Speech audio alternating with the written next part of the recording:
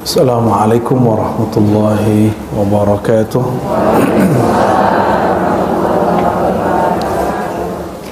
Alhamdulillahilladzi hadana lihadza wa ma kunna linahtadiya laula an hadana Allah. Asyhadu an la ilaha illallah wa asyhadu anna Muhammadan abduhu wa rasuluh. Allahumma salli wa sallim wa barik ala hadzal nabiyil karim wa ala alihi wa ashabihi ajmain. Allahumma faqihna fid din wa 'allim ta'wil wa 'allimna ya 'alim ilman yanfa'una wa awsil ya rabbana maqasidana warfa'anna al-hujub 'anna bijahi sayyidil mursalin. Bapak Ibu yang bukan Allah, kita kembali ngaji kitab Al-Matjar Ar-Rabih fi Thawabil 'Amalis Salih. Kalau boleh diterjemahkan bebas, kumpulan hadis-hadis berikut rahasia dan pahalanya. Ditulis oleh Imam Al-Hafiz Ad-Dimyati. Ini bukan Abu Yadimyati Banten, tapi Abu Yadimyati Banten itu ngambil namanya dari ini. Pernah dengar Imam Nawawi? Bukan Nawawi Banten, Nawawi Arab, Nawawi Ad-Dimashqi. Imam An-Nawawi itu gurunya yang mendidik dia sehingga menjadi ahli hadis, imam yang bernama Ad-Dimyati. Jadi kitab Riyadhus Shalihin yang kita baca hari ini adalah berkah bimbingan beliau, karena kitab ini mirip sekali bentuknya dengan Riyadhus Shalihin. Dan kitab ini lebih dulu ditulis karena guru yang nulis, ya, udah pasti lebih dulu toh. Oke, mari kita baca suratul Fatihah. Kita baca untuk diri kita sendiri, untuk rohani Rasulullah SAW dan pengarang kitab ini dan guru-guru yang mengajazahkan mengajarkan kitab ini. Allah hadiniya wa likulliyatin salih ala ruhin Nabi sallallahu alaihi wasallam. Al-Fatihah. Bismillahirrahmanirrahim. Ya kenapa ya suruh waladhdallin. Kita sebelumnya membahas tentang keutamaan berwudu. Jadi saya janji dahulu kita akan bahas amalan yang kita kerjakan sehari-hari, dalilnya ada atau tidak. Oke, jadi kalau dulu Bapak Ibu wudu itu karena ngikutin guru aja, sekarang berikut dalilnya. Nah, pagi ini kita akan masuk ke hal yang sederhana tapi dia luar biasa. Bab siwak. Tahu siwak? Ini pada pakai siwak, pakai Pepsodent ini. Ya. Siwak, ya, as-siwak tidak ada di negeri kita. Tapi sekarang dengan globalisasi kita bisa dapat siwak di mana aja. Di toko herbal sudah ada siwak, dan bagusnya sudah ada pasta gigi yang bersiwak, dan sebenarnya itu sudah lama. Hampir semua pasta gigi itu ada siwaknya, karena dia enzimnya tidak ada di bagian yang lain. Ya, tapi sekarang dijadikan brand. Kenapa? Banyak orang yang betul-betul senang dengan sunnah, tapi ya maaf, penjual ini, orang dagang ini, dia menggunakan kata sunnah atau sejenisnya untuk jualan, ya. Dan itu haram hukumnya. Menggunakan kata sunnah untuk jualan. Pakai saja kata siwak. Tidak usah menggunakan kata sunnah. Kalau sunnah Nabi nggak begitu gimana? Ya. Termasuk saya tidak suka kalau orang menyebut pengobatan sunnah. Semua usaha berobat itu sunnah. Tidak mesti bekam. Coba bekam. Bekam yang kita lakukan hari ini bukan bekam seperti Nabi. Bekam di zaman Nabi itu bekam yang sudah ada dari zaman sebelumnya, dari orang India. Jadi orang pertama yang melakukan bekam itu di alam semesta dalam sejarahnya adalah India, dan mereka bekamnya nggak pakai kop. Pakai apa? Seperti orang tua-tua dulu, pakai tulang, ya, pisau, Jadi dilukain sedikit terus disedot. Semuanya begitu. Sampai kemudian ketemu metode orang-orang China. Artinya apa? Bekam kita walaupun tujuannya sama, tapi metodenya sudah beda. Artinya pengobatan itu boleh caranya berbeda, yang penting tujuannya kesehatan. Maka jangan sebut-sebutlah, jangan jualan lah nanti buat barbershop sunnah gitu, jangan gitulah ya. Itu menghina Nabi SAW. Nabi lebih mulia dari sekedar kita jualan kata sunnah ya. Maka pun saya nggak mau sebut pengajian saya pengajian sunnah. Ntar ada pengajian wajib, ada pengajian bid'ah nanti. Tapi kalau ada yang memakai itu, terserah. Anda tanggung jawab saja dengan Rasulullah SAW. Nanti nama itu tanggung jawab kepada yang punya sunnah, yaitu Rasulullah SAW ya. Kita baca kitab As-Siwak, Thawabus Siwak. Thawab bahasa Arab artinya pahala, As-Siwak berarti, siwak itu bisa berarti aktivitas, bisa berarti siwak itu alat yang terbuat dari akar kayu arak ya, atau ranting ya. Nggak ada, kalau dulu zaman orang tua-tua saya ketemu, mereka pakai itu rumput apa tuh namanya ya, rumput gitu ya. Kita cobain loh, aneh. Kalau nggak tahu caranya malah bikin luka.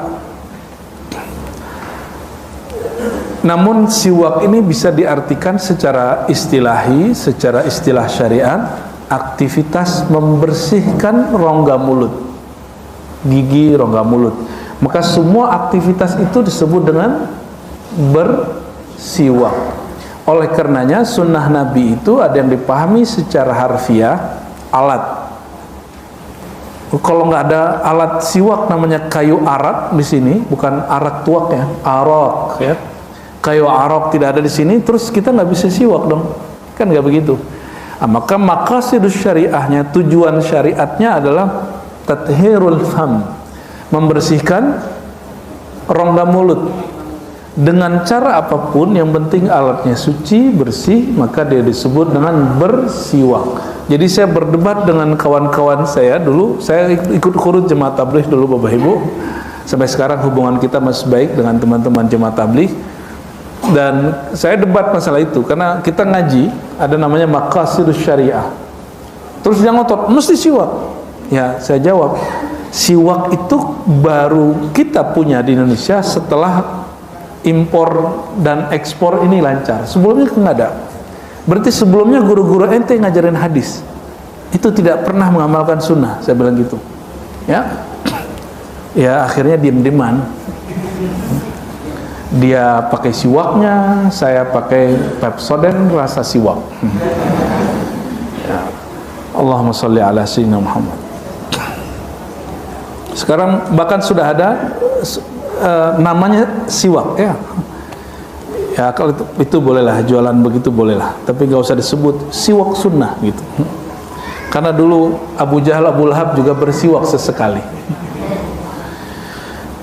Bismillahirrahmanirrahim. An Sayyidatina Aisyah radhiyallahu taala anhu, diriwayatkan dari Sayyidah Aisyah, semoga Allah meridainya, anna Nabiyya sallallahu alaihi wasallam, bahwa Nabi sallallahu alaihi wasallam, ini namanya ringkasan sanad. Aslinya mesti disebutkan dari awal, dari fulan, dari fulan, dari fulan ya. Dan hadis ini diriwayatkan oleh Imam An-Nasa'i, Ibnu Huzaimah, Ibnu Hibban, dan juga potongannya ada di riwayat Bukhari. Apa kata Nabi sallallahu alaihi wasallam? As-siwaqu matharatun lil fammi wa mardatun inda rabb. Ya, di sini wa mardatun lir rabbi. Siwak itu matharah. Matharah bisa diartikan dua dalam bahasa Arab, yang bisa bahasa Arab pasti paham maksud saya, disebut masdar mimi ya, kesucian. Tapi yang lebih tepat dia alat ya, alat untuk membersihkan mulut. Matharatun lil fammi. Maka semua alat yang dapat membersihkan mulut dapat kita masukkan ke dalam kategori siwak secara istilah syara, tapi tidak termasuk siwak secara lughatan, secara bahasa. Karena siwak secara bahasa dia kayu Arab, ya. Ada yang punya? Saya simpan di tas saya, itu hampir semua tas saya simpan. Di mobil simpan sampai udah kering, sampai udah nggak jelas bentuknya, ya. Karena salah satu yang agak beda, saya juga heran, siwak itu sering kita lupa, dan kita nggak usah kaitkan dengan jin, ya. Itu karena ditilop sama jin, itu ente otak khurafat namanya, ya. Bawa aja kemana-mana. Jadi ibu-ibu nih coba kalau gosok gigi atau coba pakai siwak, tapi siwak itu harus dihalusin dulu, ya, ujungnya. Jangan langsung yang kasar itu giniin, luka mau. Gigit-gigit dulu, nanti keluar enzimnya, baru digosok. Tapi jangan siwak depan cowok, ya. Saya nggak suka lihatnya. Nanti kayak nggak bisa disebut lah, ya. Hadis ini hadis yang sahih, bahwa siwak itu alat suci untuk mulut, wa mardatan lirabbi, dan dia menjadi asbab Allah ridha. Asbab Allah ridha. Ingin menumbuhkan keridhaan Allah, maka bersiwak. Kenapa? Kapan Allah ridha? Jika si hamba ridha. Ridha itu istiwaul halain, istiwaul qalbi fil halain. Hati itu terasa nyaman, bertuhannya sama meskipun kondisinya berubah. Kita biasanya kalau pakai siwak, misalnya hanya mau sholat, ketika kita hari-hari pakai siwak, kerasa kayak mau sholat, padahal bukan sholat. Jadi kita ngerasa hidup-hidup tuh kayak mau sholat. Atau bapak ibu misalnya kalau pakai siwak berasanya kayak di Mekah, jadi bawa rasa Mekah ke atin. Namun yang paling pasti adalah Allah itu suka orang bersih dan menghargai orang yang membaca ayatnya dalam kebersihan. Kalau ada orang baca Al-Quran mulutnya bersih, itu malaikat langsung nempel. Jadi setiap huruf yang kita baca dalam hadis Nabi, jika orang melakukan setelah mencuci mulutnya, itu harum mulutnya itu langsung kemudian ditangkap oleh malaikat. Fi jawfil malak, begitu dalam hadis. Nanti hadisnya kita sampai di sana, bahwa setiap ayat yang dibaca dalam keadaan mulut bersih akan langsung ditangkap oleh malaikat. Malaikat kiram bararah, malaikat Quran. Bayangkan bau mulut bapak ibu yang standar itu, ketika disiwakin dia langsung harum menurut malaikat, ya. Masih ingat orang puasa? Orang puasa itu bau mulutnya, tapi di sisi Allah, tapi di sisi malaikat enggak. Bagi malaikat itu bau. Jadi kalau kita puasa, tetap saja mulut kita bau menurut malaikat, tapi indallah, di sisi Allah harum. Jadi bau itu ada yang menurut manusia, ada yang menurut selain manusia, itu bisa jadi malaikat, bisa jadi jin, ada yang menurut Allah Subhanahu wa ta'ala. Allah itu memandang bau mulut atau memandang kolbu yang bau mulut, ya. Innallaha yanzuru ila qulubikum, Allah memandang ke dalam kolbumu. Maka sebau apapun mulut orang berpuasa itu dinilai harum oleh Allah SWT karena kolbunya sedang berpuasa, gitu, ya. Ada di riwayat Ibnu Abbas, Imam Tabrani menyebutkan wa mijlatan lil basar, bersiwak itu akan menghilangkan rasa ngantuk. Yang tahajud malam tadi ngantuk-ngantukan, berarti kurangnya satu, kurang bersiwak. Cobain nanti bersiwak lalu berwudu, atau berwudu dulu baru bersiwak, itu nggak ada masalah. Boleh mana yang duluan terserah. dan rasakan ngantuknya hilang. Ya, coba kasih tahu anak-anak kita yang nyantri, yang sekolah, biar kamu nggak ngantuk, kamu bawa siwak atau kamu gosok gigi. Itu hilang. Karena getah-getah mulut itu bikin kita males. Karena mulut itu isinya saraf. Saraf-saraf itu kalau dia nggak bersih, bikin orang males, jadi mager, ya, males gerak, ya. Tapi pagi ini pada datangnya, alhamdulillah, bapak-bapak kalah dominasi nih, ya, sudah langsung di-cut oleh ibu-ibu. Ya, nanti demonya sama Pak Mehmet sama Ustadz Karnali, ya.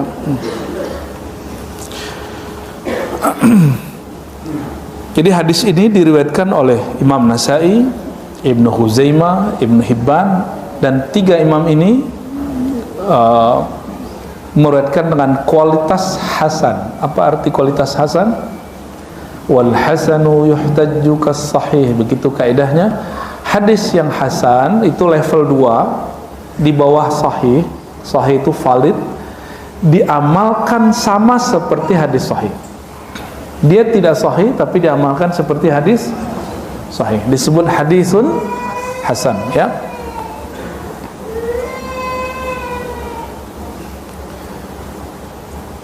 Wa kharraja Ibnu Majah min tariqi Ali ibn Yazid anil Qasim an Abi Umamah. Ibnu Majah meriwayatkan dari jalur Ali bin Yazid anil Qasim an Abi Umamah. Masalahnya dia menyebutkan nama Ali bin Yazid. Jadi dalam hadis itu ada namanya sanad, rantai informan. Jika informannya tidak kuat hafalannya atau tidak kredibel, maka informasinya tidak sahih. Apa kata Imam Ibnu Majah? Aku meriwayatkan dari jalur Ali bin Yazid, dan Ali bin Yazid ini orangnya tidak kuat. Maka hadis ini termasuk tergolong hadis yang lemah. Tapi hadisnya semakna ada di Sahih Bukhari. Apa itu? Jadi ada kalimat di tengahnya. Nah, kalau kalimat yang di sini lafaznya adalah tasawwaku fa inna siwak mataharatan li fammi. Bersiwaklah kamu karena dia membersihkan isi mulut, dapat ridha Allah. Dan Jibril datang kepadaku selalu berwasiat pakailah siwak. Tapi hadis ini dhaif. Tapi ada lafaz tengahnya. Lafaz di tengah ini ada di hadis Imam Muslim dan hadis-hadis sahih lainnya. Apa kalimatnya kalau di Sahih Muslim?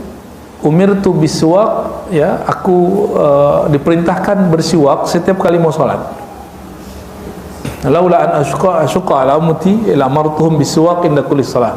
Seandainya tidak memberatkan umatku, aku diperintahkan, ya, aku perintahkan umatku bersiwak setiap kali salat. Artinya jangan gampang mendhaifkan hadis. Nah, hari ini banyak, kebetulan saya ngajar, bukan kebetulan, emang kebenaran takdirnya. Di pasca sarjana itu saya ngajar takhrij hadis dan juga metodologi penelitian. Ya, metodologi itu kadang masuknya ke filsafat, masuknya ke filologi, masuknya ke akidah, masuk macam-macam. Jadi orang metodologi bisa masuk kemana aja. Boleh masuk ke lintas alam, Bapak Ibu. Dan kajian hadis dia metodologi empiris. Di filsafat itu namanya metodologi empiris. Maka orang yang mengharapkan filsafat, dia nggak akan mengerti ilmu apa yang sedang dia pelajari. Oleh karenanya kita tidak menolak, ya. Nah, secara ilmu hadis, hadis ini diriwayatkan dalam potongan yang macam-macam. Kalau dikumpulkan, hadisnya akan naik menjadi hadis yang hasan, ya. Kalau tidak yang di depannya, minimal yang di tengahnya hadisnya sahih. Oke, kita lanjut. Jadi kata Nabi, seandainya umatku tidak keberatan, aku akan suruh mereka bersiwak setiap kali salat. Kira-kira kalau begitu, orang Islam punya jigong nggak, Bu? Ya, nggak bakal. Kenapa? Karena dia bersiwak setiap kali salat. Tapi aneh, kenapa orang Islam kebanyakan mulutnya bau hari ini? Dia orang Islam tapi tidak Islami. Orang Islam tapi tidak Islami. Dan mohon maaf, Bapak yang ngerokok, itu wajib Pak hukumnya. Mau sholat itu nyiwak itu wajib hukumnya. Minimal, ya, kata Imam Nawawi, kalau kamu nggak punya, pakai jarimu.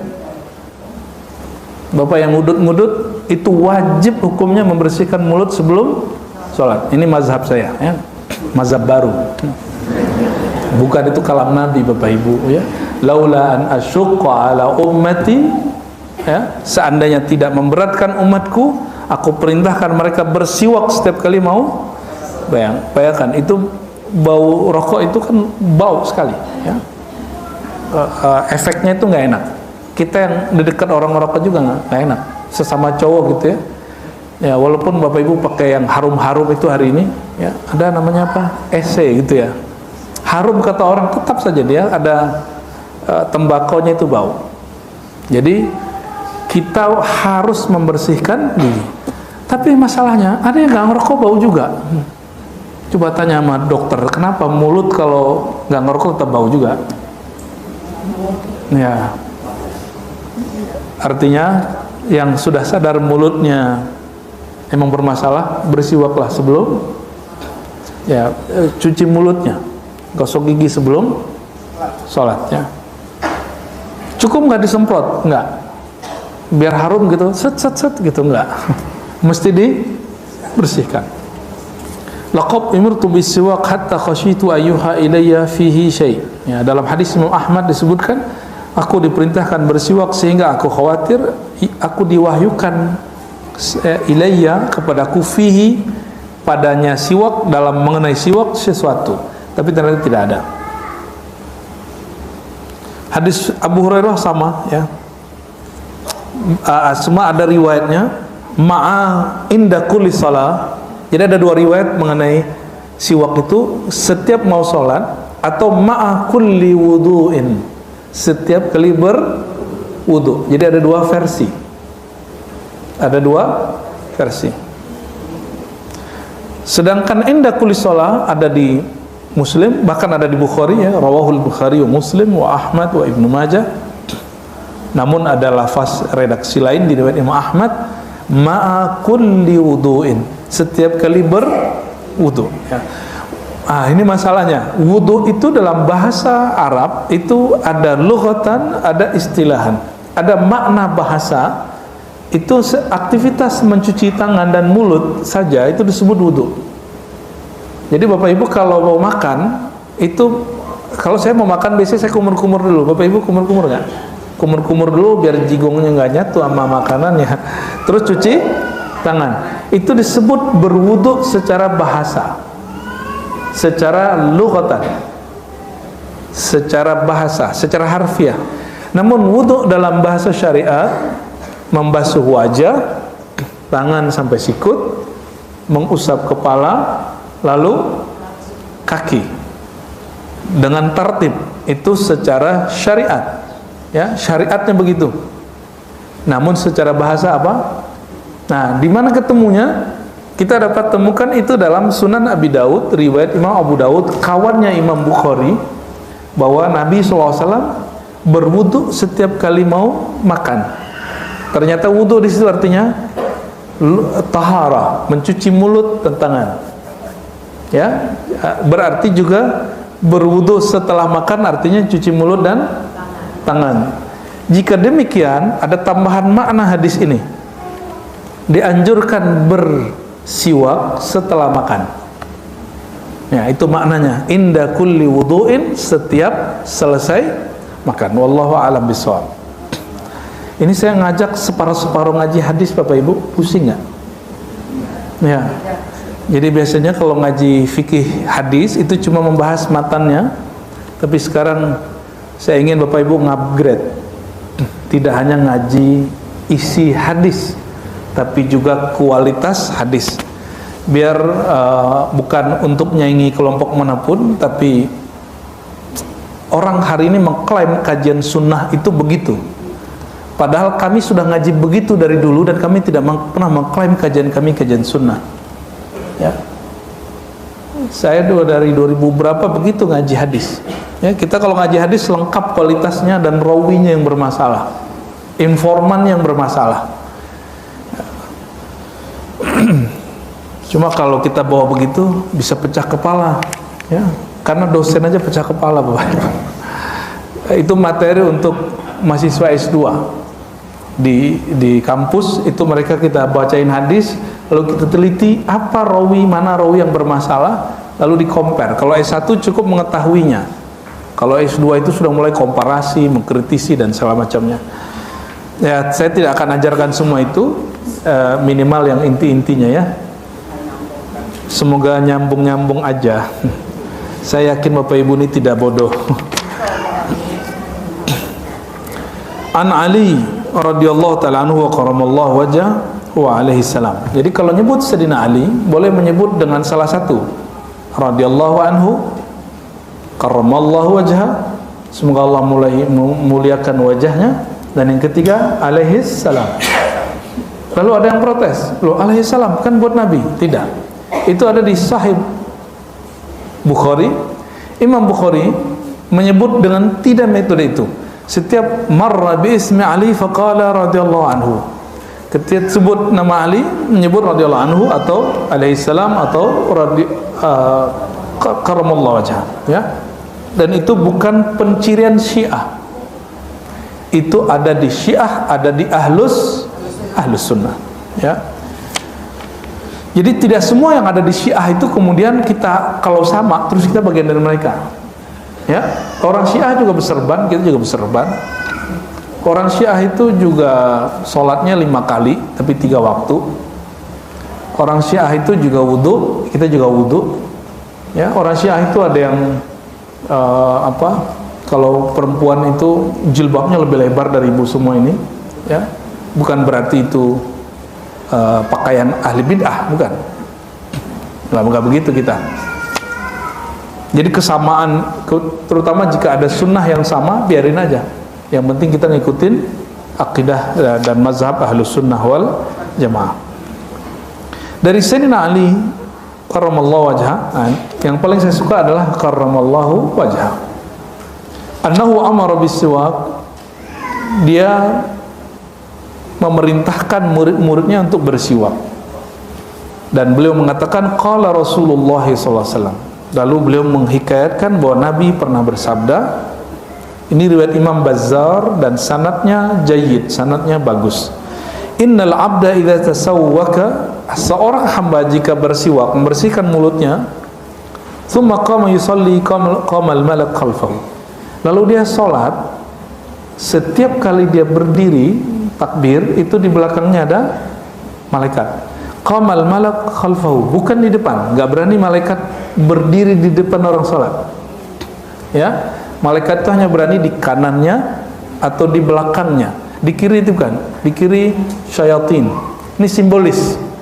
Secara simbolis Nabi mengatakan jangan kamu meludah ke kirimu karena di situ ke kananmu karena ada malaikat, tapi meludahlah ke kiri. Waktu dulu masih masjidnya pasir, lantainya pasir. Oke. Malaikat berdiri di belakangnya, fayastami' li qiraatihi. Lalu malaikat itu menyimak bacaannya seakan-akan dia jadi makmum. Maka kalau ada orang mengatakan saya sholat Ramadan di masjid seorang wali, terus tiba-tiba seakan melihat ada orang putih-putih sepanjang mata memandang, gitu ya. Pernah dengar begitu? Itu malaikat, Bapak Ibu. Dan dia pasti di belakang. Dia tidak jika di depan dia bukan malaikat. Ya, bisa jadi syaitan, bisa jadi para nabi. Nah, tergantung ketajaman rohaninya. Fa yastami' li qiraati fa yadnu minhu. Malaikat di belakangnya lalu mendekatinya. Kullama qara'a ayatan aw kalimatan nahwaha, setiap kali orang yang sholat itu baca ayat atau baca kalimat tasbih yang mirip, Bapak Ibu baca Allahu Akbar, Subhanallahil Azim, Subhanallah bihamdi, dan segala macamnya, Rabbighfirli, Rabbighfirli, hatta yad'afa, mereka akan mendekat terus, mendekat, hatta yad'afahu ala fi, sehingga dia kemudian di mulutnya ditaruh, mereka membuka mulutnya untuk mendapatkan suara atau getaran suara dari yang baca. Syai'un minal Quran, ya, yang berasal dari Quran. illa sara fi jawfil. Kalau ada orang baca sesuatu dari Quran, fama yakhruj min fihi syai', apapun yang keluar dari mulutnya dari bacaan Quran, minal Quran, illa sara fi jawfil malak, kecuali langsung masuk ke dalam rongga mulutnya malaikat. Sakti nggak tuh? Jadi orang paling sakti itu ahlul Quran, ahli zikir, karena semua bacaan dia langsung ditangkap oleh malaikat. Oleh karenanya orang ahlul Quran, ahli zikir ini dia nggak ada urusan dengan penghujat, apalagi netizen. Bagi dia cukup bacaan dia ditangkap oleh malaikat, itu sudah cukup. Adapun hujatan orang bagi dia biasa aja. Itu baru membaca Quran. Apalagi kalau orang memahami isi Al-Quran, itu lebih harum lagi. Fatahhiru afwahakum lil Quran. Oleh karena itu, ini lafaz Sayyidina Ali. Cuma di hadis ini kayak dicampur, pada ini kalimat Sayyidina Ali. Fatahhiru, beliau mengatakan, sucikanlah, bersihkanlah mulutmu setiap kali lil Quran, untuk baca Quran. Jadi ternyata ada dalil lagi tambahan, tadi sholat, wudhu, sekarang untuk Quran. Kita tambahkan, karena ada kalimat di dalam hadisnya au nahwa, atau yang sejenis dengan Quran, yaitu zikir. Berarti kalau mau zikir, mau datang ke majelis, tadi pagi pasti gosok gigi semua. Ya, tadi ya, sebelum subuh apa sebelum berangkat? Sebelum subuh, ulang lagi dong sebelum berangkat ya. Kali habis sarapan ada sesuatu nempel di giginya. Ya. Hadis ini diriwayatkan Imam Al-Bazzar, ya. Pernah dengar Al-Bazzar? Ya. Al-Bazzar punya kitab juga dengan sanad yang hasan, ya. Wa an Jabir, hadis berikut diriwayatkan dari Jabir radhiyallahu taala anhu, beliau mengatakan, ini hadis juga sangat unik dan penuh polemik. Rak'atani bis-siwak, 2 rakaat dengan siwak, afdal min 70 rak'atan bighairi siwak, lebih baik 70 kali lipat daripada sholat tanpa siwak. Ini hadis Sayyidina Jabir. Hadis berikut dari Ibnu Abbas dan sama. Apa yang masalah? Hadis pertama, hadisnya dhaif. Hadis dari Ibnu Abbas bahwa sholat dengan siwak, dengan membersihkan mulut, lebih afdal 70 kali lipat, hadisnya dhaif. Lalu ada hadis kedua, Ibnu Abbas mengatakan Nabi SAW bersabda, li'an usalli rak'atain bisiwak, aku sholat 2 rakaat dengan siwak, lebih aku sukai min an usalliya, daripada aku sholat 70 rakaat, 70 rakaat tanpa siwak. Tapi hadis ini juga tidak sampai derajat hasan dan sahih. Namun apa yang bikin saya kaget, imam ini gurunya Imam Nawawi, dan dia mengatakan rawahu ma Abu Nuaim fi kitab siwak bi isnadaini hasanain. Imam Abu Nuaim punya kitab judulnya Hilyatul Aulia, ada 9 jilid. Alhamdulillah saya pernah menghatamkannya. Dalam kitab itu kata beliau, imam ini meriwayatkan dengan 2 sanad yang hasan. Penelitian Ar-Razi, hadisnya dhaif, tapi Imam Dimyati yang derajatnya jauh di atas saya, derajatnya Al-Hafiz, yang boleh, yang punya otoritas mendhaifkan dan mensahihkan hadis, hanya orang berlakop, punya reputasi sebagai Al-Hafiz. Kira-kira kalau Ar-Razi bilang dhaif, Imam Dimyati bilang hasan, Bapak ikut mana? Dimyati apa Ar-Razi? Ar-Razi cuma dokter doang. Kalau dia Al-Hafiz. Al-Hafiz itu lebih canggih dari ChatGPT, AI, ataupun Google. Bapak Ibu kalau input satu kalimat di ChatGPT, AI, itu muncul yang kita nggak cari. Di Google apalagi. ChatGPT agak lebih oke. AI Gemini segala macam itu yang muncul di handphone kita otomatis. dia muncul agak sedikit lebih mengerucut. Tapi Al-Hafiz dia langsung bisa memilah mana yang relevan, mana yang tidak relevan. Itu yang disebut imam yang bergelar Al-Hafiz. Al-Hafiz minimal dulu di zaman mereka hafalannya 100.000 jalur sanad. Jadi dia harus hafal ke Rasulullah 100 jalur sanad hadis, bukan 100 teks hadis. Ini beda. Ini kekeliruan banyak para pengajar hadis dan mengatakan kepada mahasiswanya, santrinya, seorang hafiz harus hafal 100.000 hadis. Yang terbayang oleh santrinya menghafalkan matannya. Tidak. Kalau begitu Imam Ghazali masuk Al-Hafiz. Imam Ghazali tidak Al-Hafiz. Kenapa? Dia tidak menghafalkan jalur dari fulan, dari fulan, dari fulan, dari Nabi.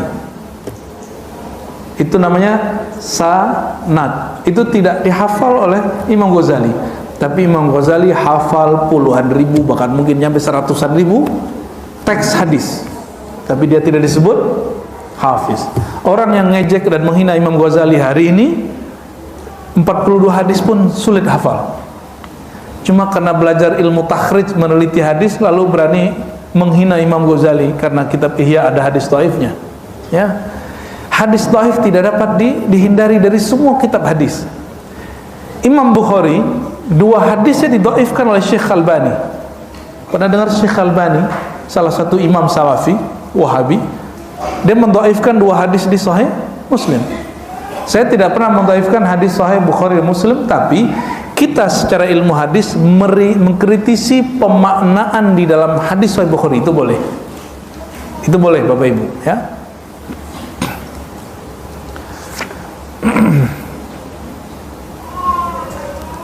Kira-kira kalau Imam Dimyati yang bergelar Hafiz mengatakan hadis ini hasan, saya mengatakan hadis dhaif, Bapak ikut mana, Ibu?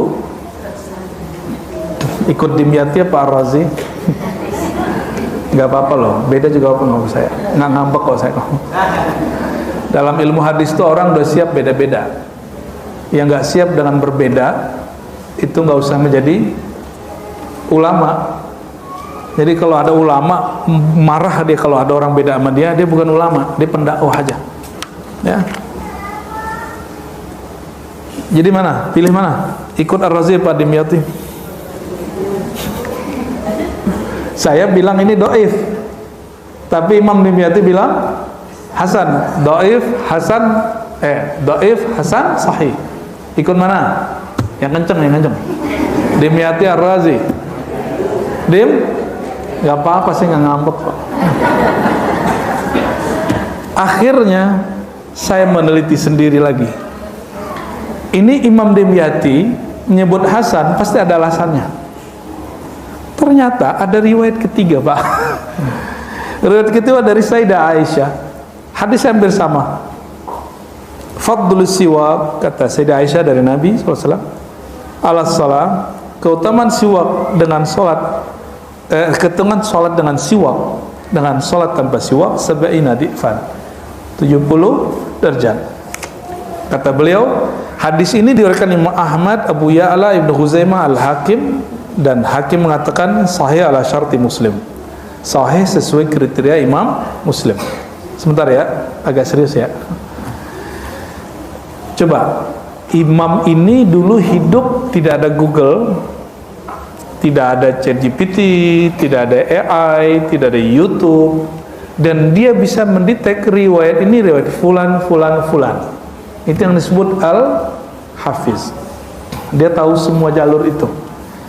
Dari 3 riwayat ini, riwayat ketiga inilah yang menolong. Riwayat Imam Abu Nuaim, Imam Ahmad, Abu Ya'la, Ibnu Khuzaimah, Al-Hakim kepada Sayyidah Aisyah.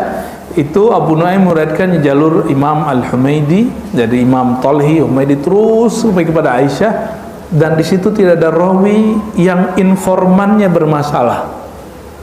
Artinya tidak ada potensi hoax. Hadis dhaif palsu itu disebut hadis sumbernya hoax. Jadi asiknya belajar hadis itu Bapak Ibu sama dengan asiknya mempelajari satu berita hoax atau tidak. Ya. Jadi tugas itu sekarang oleh lembaga pakar hoax itu mirip kayak hadis. Nanti dicari sumbernya.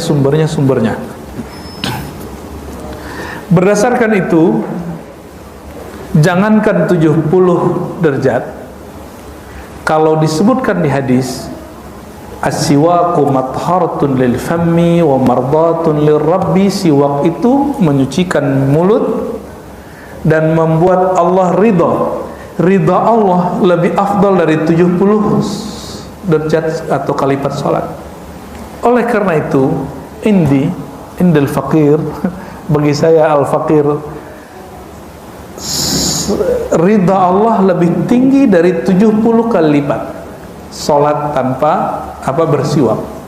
Oleh karenanya, hadis mengenai 70 kali lipat lebih tinggi bersiwak tanpa bersiwak itu hanya memperkuat makna hadis yang sahih di depan, bahwa bersiwak itu menyebabkan Allah ridha. Ya, jadi lebih kuat yang itu. Maka kita kalau ada hadis yang dhaif, kalau dia berkesesuaian dengan hadis yang sahih, dia bisa naik tingkat. Gitu ya. Selamat pusing. Gak apa-apa, sesekali kita bikin Bapak Ibu pusing ya. Kita ini selalu mohon maaf, terlalu mendiskon kemampuan. Tidak pernah mau serius mengaktifkan otak yang besar ini, ya. Bapak Ibu ini yang umur di atas 50-60, itu otaknya belum kepakai 10% aja belum kepakai. Serius.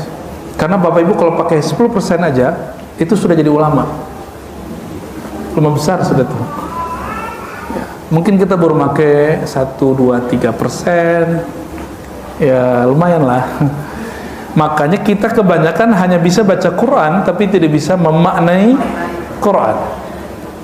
Ya. Hafal Quran nggak cukup. Mohon maaf, saya tidak mendewa-dewakan hafalan Quran, tapi hafalan Quran itu wajib ada di satu kampung, satu tempat, karena dia fardu kifayah.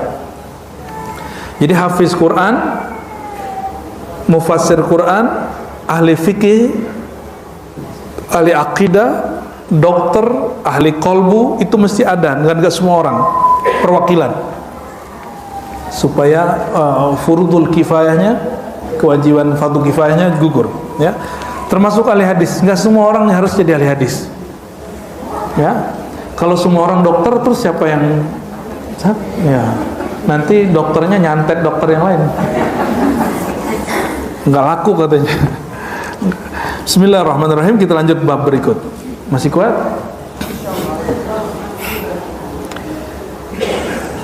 Pahala atau ganjaran reward daripada menjaga wudhu. Nah, saya husnuzon ada beberapa orang yang terasanya menjaga wudhunya, ya.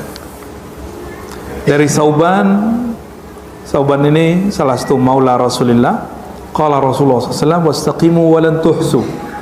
Berusahalah istiqamah walan tuhsu, dan jangan pernah menghitung-hitung. Jangan pernah berhitung beramal. Pasti di dekat rumahnya ada majelis, ada masjid, ada surau, ada musola, atau ada pesantren. Berkhidmat saja dan jangan pernah hitung-hitungan. Ya, sekali kita hitung-hitungan berbuat, atau kita hitung-hitungan nama Allah.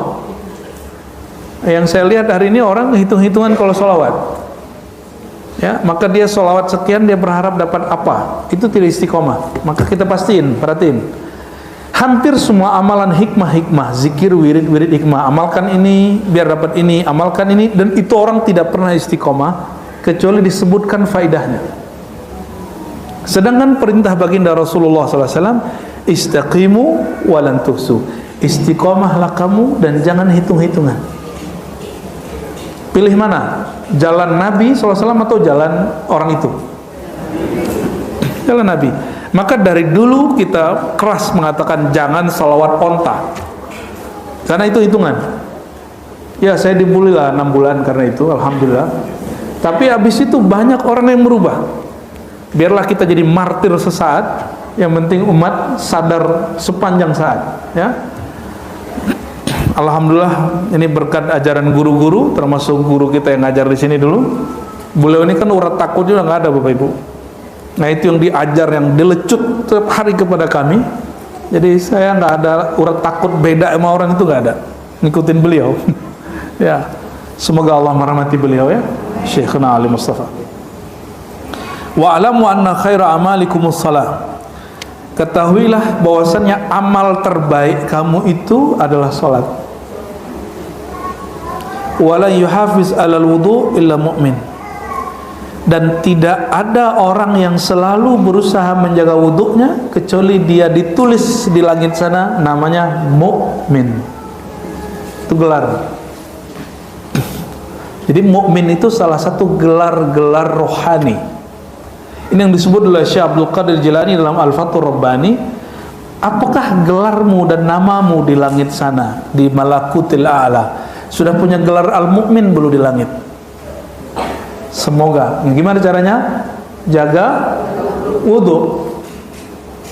Cuma ada juga yang konyol, Pak. Disuruh jaga wudhu, dia bilang saya jaga wudhu aja, nggak disuruh jaga sholat katanya. Jadi dia wudhu tapi nggak sholat. Ada juga tuh yang begitu. Kita jumpa juga yang lucu-lucu begitu.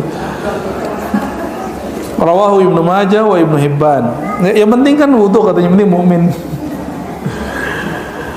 Hadis ini diriwayatkan oleh Imam Ibnu Majah. Ibnu Majah ini Bapak Ibu, kitabnya disebut kitab ke-6. Jadi ada 6 kitab hadis utama: Sahih Bukhari, Muslim, Sunan Abi Daud, Sunan Tirmizi, Sunan Nasai. Yang ke-6 Sunan Ibnu Majah. Tapi Sunan Ibnu Majah itu hadis dhaifnya banyak sekali. Padahal itu kitab hadis. Namun tidak ada ulama yang merendahkan Ibnu Majah karena dia meriwayatkan hadis yang dhaif.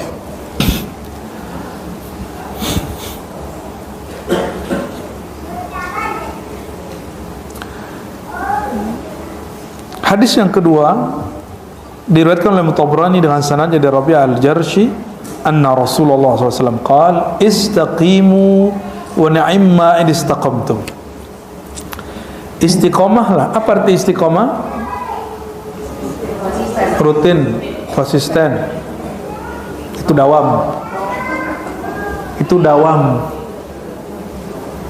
Apa arti istiqomah? Dari qama yaqumu qiyaman. Berusaha teguh, berusaha dawam. Bukan dawam, Bapak Ibu gak sanggup dawam. Maka tidak ada zikir, doa Allahumma adim li az-zikra, nggak ada. Adimni fis shalah wa dzikr, nggak ada. Ya Allah, kekalkan aku dalam zikir salat, nggak ada. Nggak ada. Yang ada cuma Allahumma a'inni ala dzikrika. Ya Allah, bantu aku untuk berzikir. Bisa bedain? Kenapa? Allah tahu kita nggak sanggup zikir setiap saat. Allah tahu kita nggak sanggup sholat setiap saat. Maka kita hanya disuruh beristiqamah, tidak berqamah. Jadi qama yaqumu itu lebih berat. Qiyam itu berat sekali ya. Tapi kalau sholat kalimatnya wa aqimus shalah, kamu dirikanlah sholat, upayakan sholat semaksimal mungkin. Kalimatnya qama qiyaman, qumu ya, aqim. Kenapa menggunakan aqim? Karena sholat mesti setiap hari 5, nggak boleh kurang. Saya sanggupnya itu doang, nggak bisa. Itu perbedaan qiyam dengan istiqamah. Qama dengan istiqamah. Apa perbedaannya? Kalau qama yaqumu ya, qiyaman ya, lalu bahasa kata kerjanya aqimis shalah, aqama yuqimu, itu harga mati. Jadi kalau sholat harga mati, padahal akar katanya sama dengan istiqamah. Yang belajar bahasa Arab itu disebut dengan tasrif ya, disebut dengan tasrif. Istiqamah usaha untuk tetap istiqamah, rutin ataupun maksimal. Sedangkan qiyam mesti begitu. Sholat nggak bisa ditawar, Pak. Misalnya nih, siapa yang mau ngomong nih? Ustaz, saya sudah rentah, 2 rakaat aja ya, kalau lagi zuhur gitu nggak bisa. Karena kalimatnya aqim dan dia sabit lisubut, dia tetap ya. Oleh karenanya syariat sabitah. Syariat itu harga mati, tidak bisa ditawar-tawar. Tapi orang kalau berthariqah itu bisa tawar-menawar. Gak cocok thariqah A bisa pindah thariqah B. Kalau syariat hanya satu, asy-syariah al-Muhammadiyah. Syariat Nabi Muhammad SAW. Dan untungnya syariat Nabi Muhammad itu syariat dari semua nabi, itu syariat paling ringan. Syariat paling ringan ya. Wa an laysa wa tahaffazu min al-ardi fa innaha amkum ya, fa innaha ummukum fa innahu laysa ahadun amilun 'alayha khairan wa syarran illa wa hiya mukhbiratun bih. Kita lanjut hadisnya. Laula an asyqa ala ummati la amartu min kulli salatin bi wudu'in ma wa ma'a kulli wudu'in bi siwak. Ini hadisnya sama dengan sebelumnya. Seandainya tidak memberatkan umatku, aku perintahkan setiap kali sholat dengan berwudu, meskipun bapak ibu sudah wudu, wudunya nggak batal. Misalnya zuhur ke asar nggak batal, tetap dianjurkan berwudu. Imam Abu Hanifah diisukan isu baik, tidak pernah tidur malam hari. Padahal dia katanya, saya cuma bangun setengah malam. Karena dia mendengar ada orang begitu, dia berdoa, ya Allah, tolong kuatkan aku bangun sepanjang malam. Maka beliau berwudu sholat isya, itu wudunya masih ada di sholat subuh. Ada yang sanggup? Nggak sanggup, udah gula ya. Orang dulu nggak ada gula. Orang sekarang punya penyakit gula, per 3 jam mesti buang air, kencing manis sudah ya.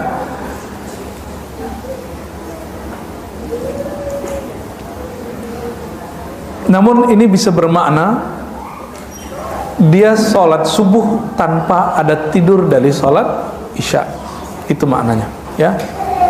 Meskipun demikian, para imam itu mentajdid wudhunya setiap mau sholat ya, setiap mau sholat ya ulang wudhu. Hadis terakhir, bukan terakhir, nomor 2 terakhir.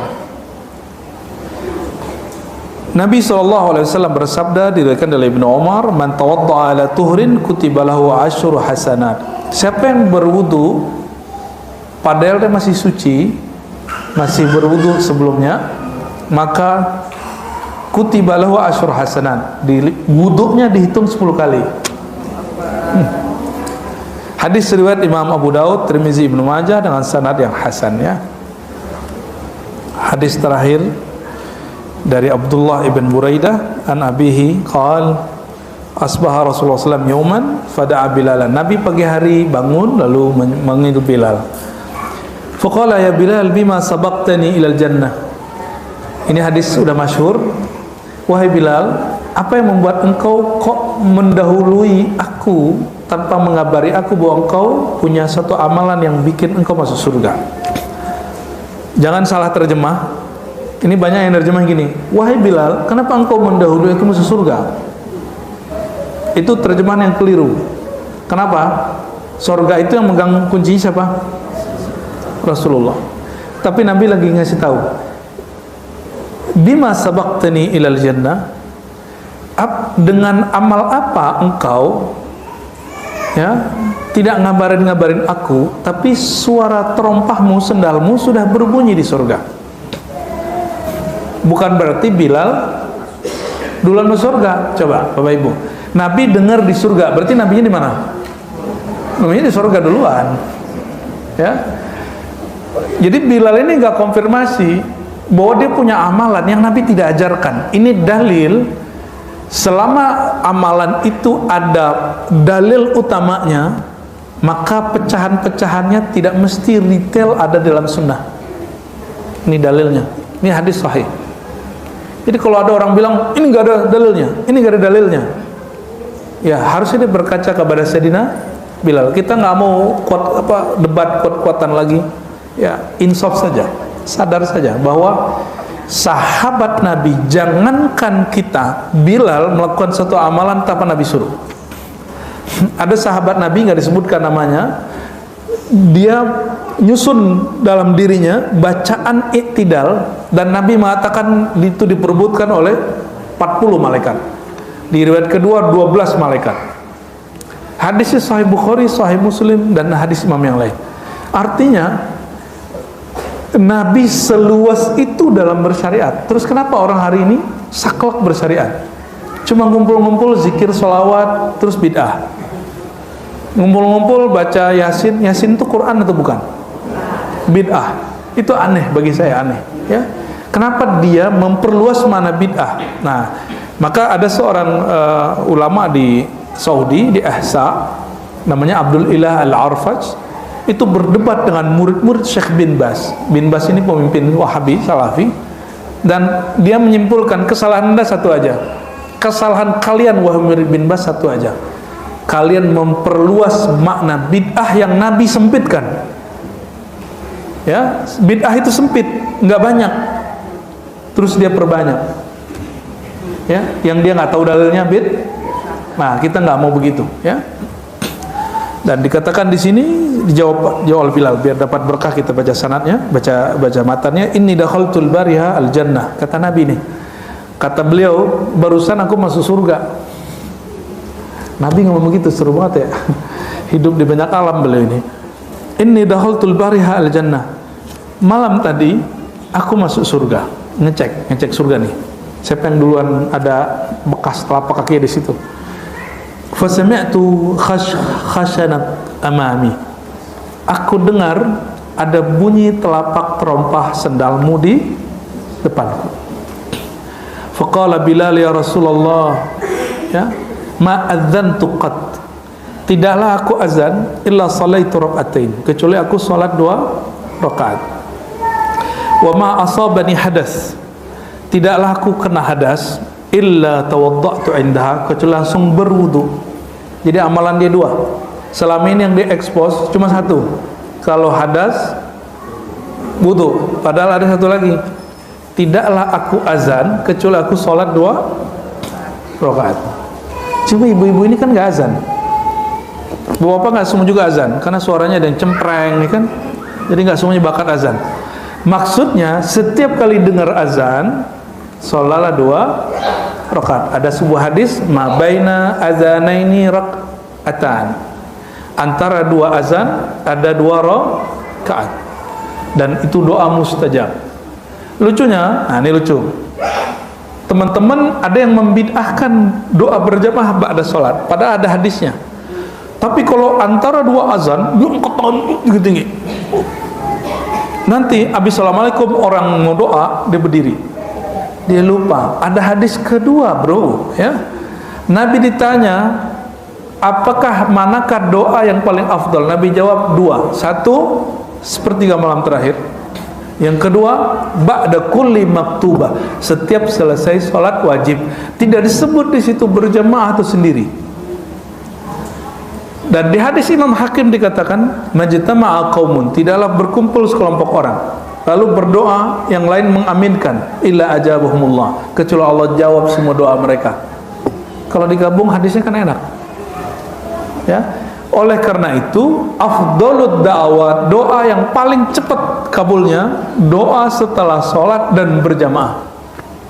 Itu penjelasan para imam kita. Kenapa digabung antara sekian hadis? Ya, wallahu alam bissawab. Kita serahkan kepada tuan rumah, ya.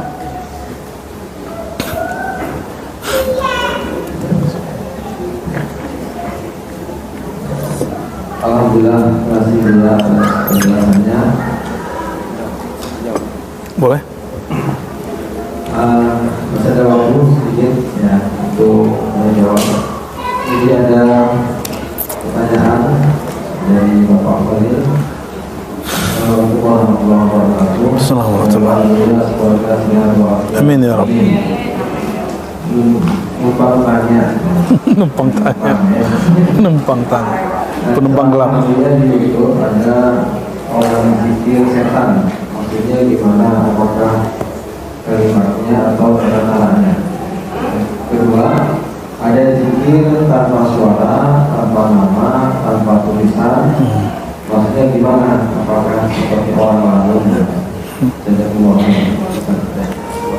Zikir apa sih? Kedua? Zikir yang nggak ada suaranya. Pak Khalil harus belajar thariqah, Pak. Nggak ada zikir ngelamun tuh, nggak ada.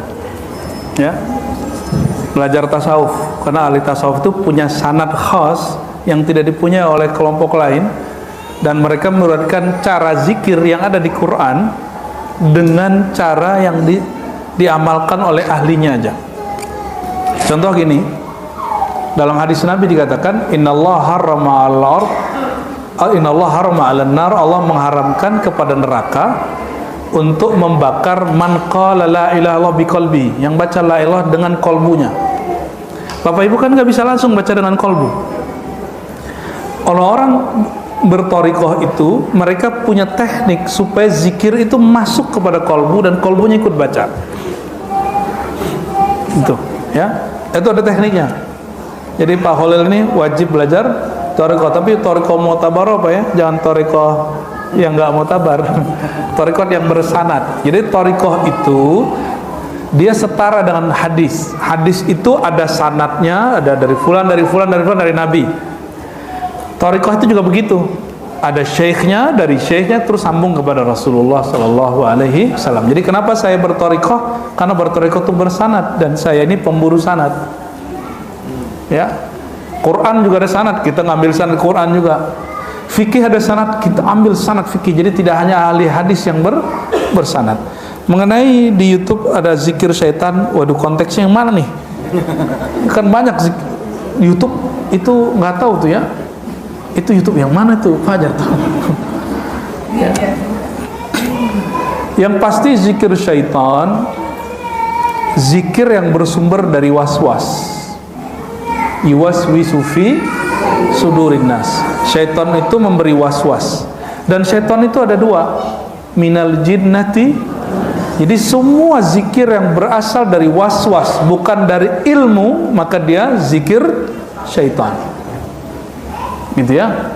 Jadi zikir mesti berasal dari ilmu. Ilmu itu ada ilmu yang sifatnya dalil tersurat, ada ilmu yang dalilnya tersirat di pikiran, itu ahli fikih, ahli aqidah. Ada yang tersirat pada rasa yang di kolbu, itu ahli tasawuf. Dan semuanya tidak boleh dipisah-pisah, karena Nabi datang itu satu paket. Ini perkataan Imam Ghazali. Kata Imam Ghazali, dulu yang disebut ahli fikih itu orang yang lengkap, mengerti zahir dan batin. Tapi kenapa sekarang yang disebut ahli fikih, ahli hadis itu cuma zahir aja, yang batin enggak? Maka beliau nulis kitab Ihya Ulumuddin supaya orang yang belajar ilmu yang zahir ini tidak sibuk cari kesalahan orang yang ahli ilmu kolbu. Dan alhamdulillah kita dididik, guru kita belajar dua ini sekaligus. Jadi saya tidak suka mendikotomi. Tahu dikotomi? Memisah-misah itu, karena itu itulah yang zikir syaitani. Ya, waswas syaitani yang suka memisah-misahkan. Oke, barangkali itu jawabannya. Jadi walaupun Bapak baca zikir la ilaha illallah, tapi munculnya bukan dari ilmu, itu syaitan. Maka lafaznya, mohon maaf sebelum pindah, fa'lam annahu la ilaha illallah. Apa arti fa'lam annahu? Ilmuilah, baru kamu baca la ilaha.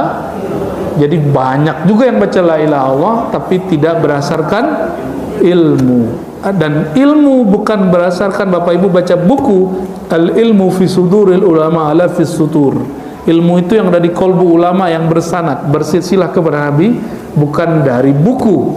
Buku ini cuma alat. Coba Bapak Ibu bawa kitab ini, nanti ilmunya ada nggak? Langsung dapat ilmu nggak di rumah? Hah? Gini-gini. Gitu. Jatuh nggak ilmu ke dalam? Enggak. Ini cuma teks, ilmunya di kolbu ulama. Ya, ini semacam reminder.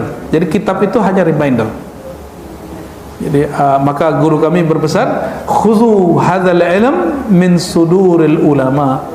Ambillah ilmu ini dari isi dadanya para ulama. Oleh karena itu harus pakai adab, karena dada itu isinya perasaan. Dia ada adab, jangan pernah singgung guru kita.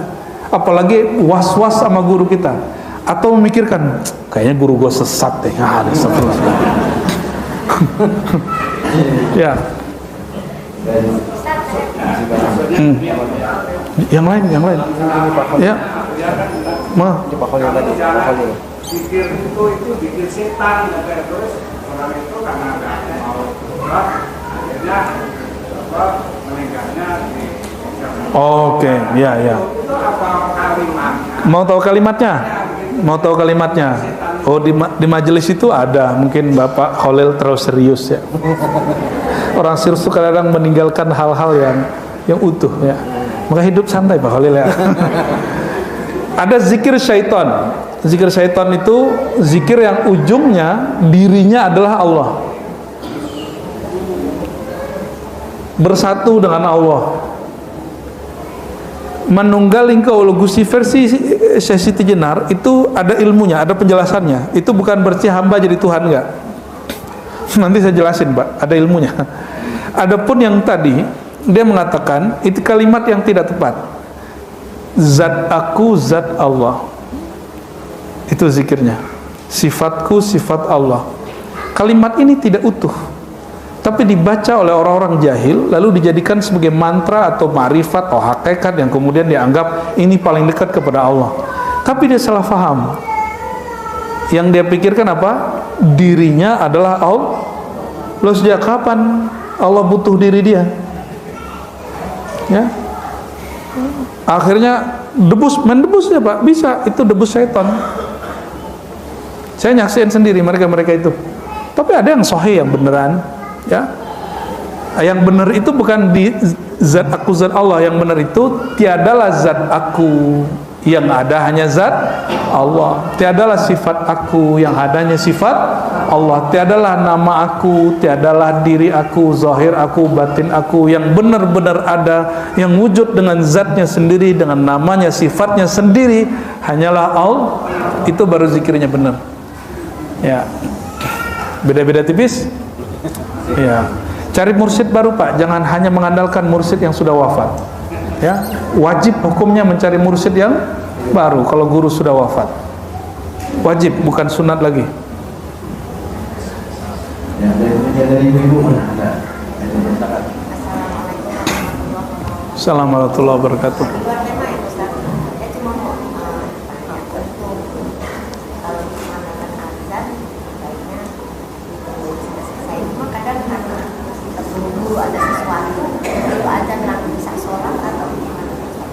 Ya, kedengeran keluar? Kedengeran? Kita bisik-bisik aja ya.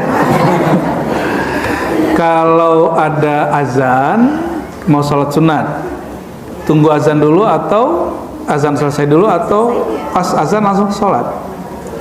Nah, sholat sunat itu ada rahasianya. Mendengar azan juga ada fadilahnya. Wal jam'u bainal fadail an tada'aha fi makaniha wa ta'malaha fi haliha. Jadi orang yang bijak tidak membetur-beturkan dua amalan yang dia berbeda dan dia mempunyai konteks yang berlainan. Mendengar azan itu mustajab, dia punya fadilah sendiri dan doa-doa mustajab. Sedangkan sholat sunat setelah azan itu juga ada fadilah sendiri, yaitu supaya kaki kita sudah duluan masuk surga. Maka ini dua fadilah yang berlainan, tidak usah dibenturkan. Yang afdal dijama, dengerin azannya dulu. Cukup satu azan Bu, Indonesia ini kan masjidnya banyak. Ya, habis azan mau takbirlah azan lagi. Jangan pusing, jangan khawatir ya, nggak usah khawatir. Kenapa?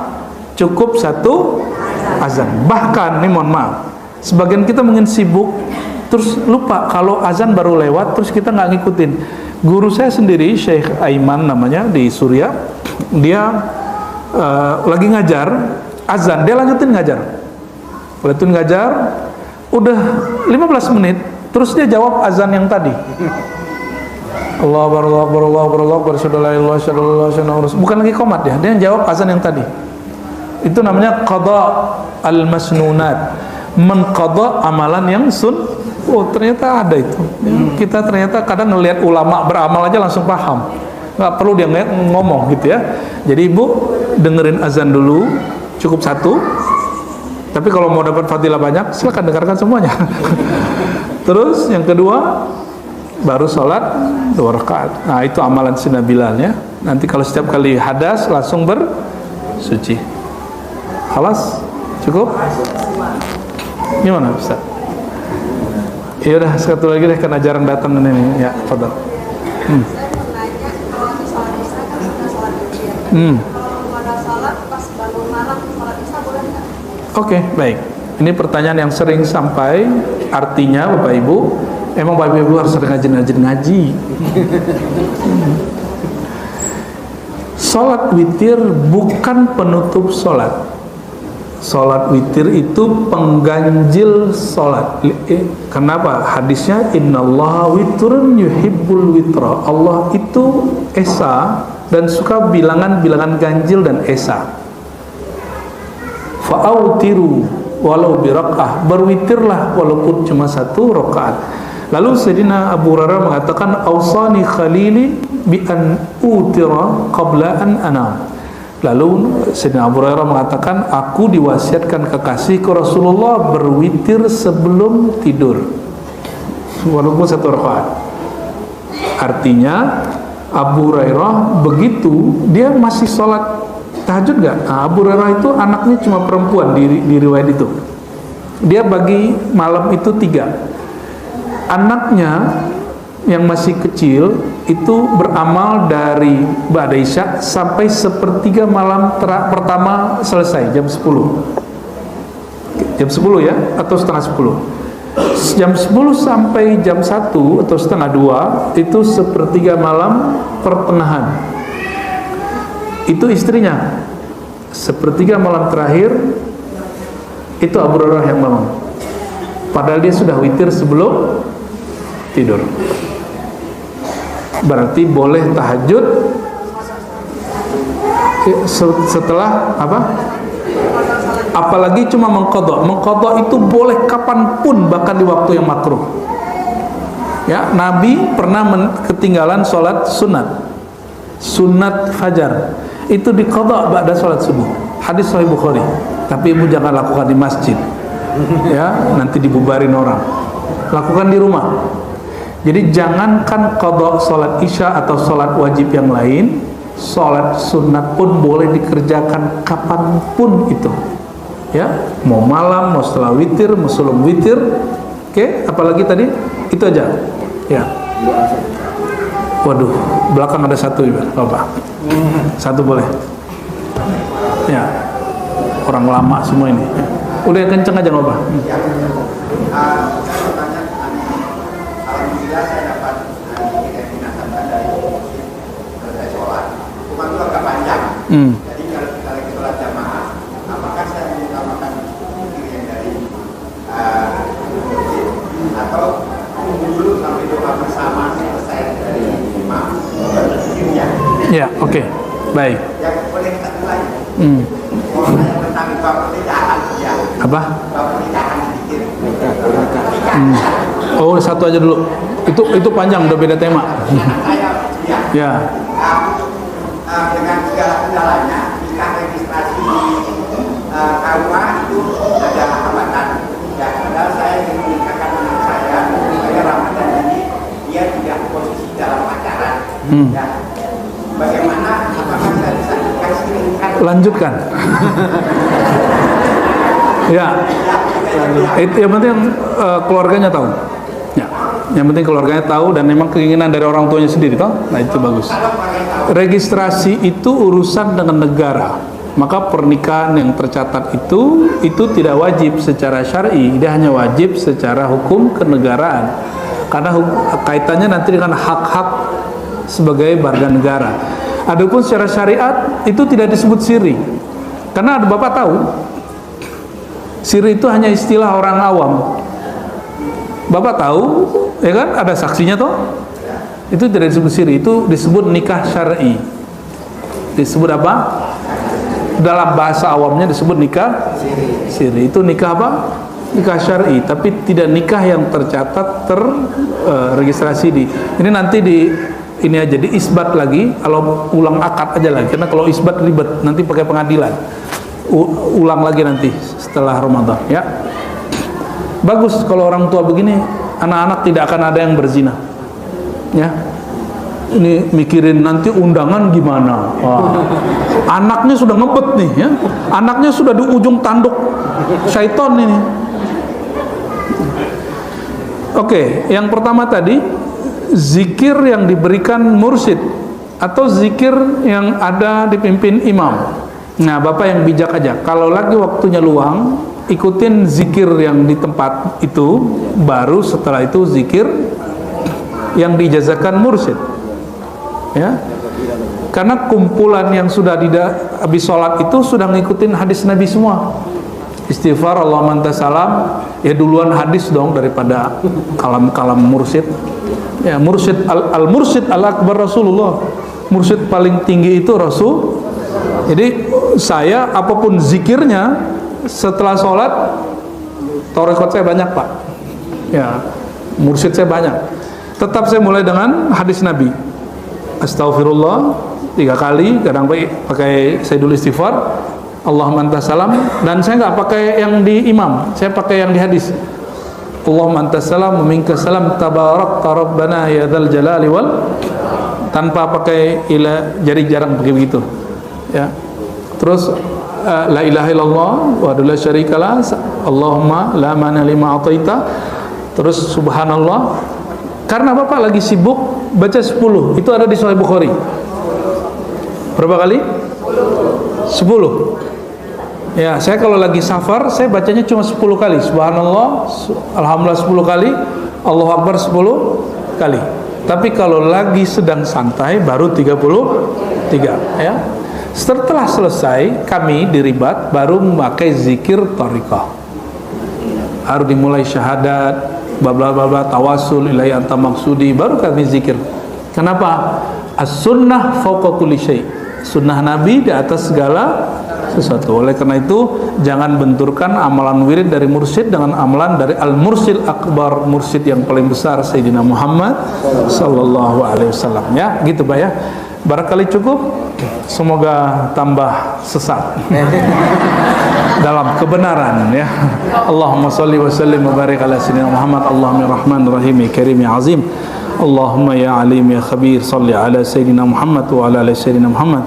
Allahumma ya alim, salli ala sayyidina al-muallimin, sayyidil muallimin sayyidina Muhammad sallallahu alaihi wasallam. Ya Allah, sampaikan salawat dan salam kami kepada penghulu para guru, penghulu orang-orang yang alim, penghulu para nabi dan para rasul, penghulu hamba-hamba Engkau Sayyidina Muhammad sallallahu alaihi wasallam. Allahumma ya muqallibal qulub, Allahumma ya muqallibal qulub, tsabbit qulubana ala dinika wa ta'atik. Ya Allah yang membolak-balik hati kami, izinkan hati kami tetap hanya menghadap kepada Engkau. Izinkan hati kami hanya istiqomah menatap kepada wajah Engkau, dan wafatkan kami ya Allah dalam bersyahadat la ilaha illallah Muhammadur Rasulullah. Allahumma nawwir qulubana binurika. Ya Allah, beri cahaya kalbu kami dengan nur Engkau, nurullah, nur Muhammad sallallahu alaihi wasallam. Allahumma ahyina bi syariati sayyidina Muhammad sallallahu alaihi wasallam.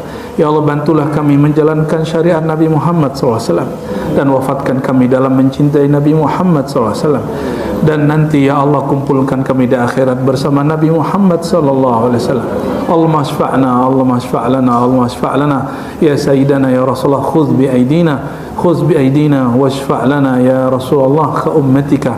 Allahumma ya Rabbana ya Allah, آتنا في الدنيا حسنة وفي الآخرة حسنة وقنا عذاب النار. وصلى الله على سيد الوجود سيد القونين والحمد لله رب العالمين. الفاتحة.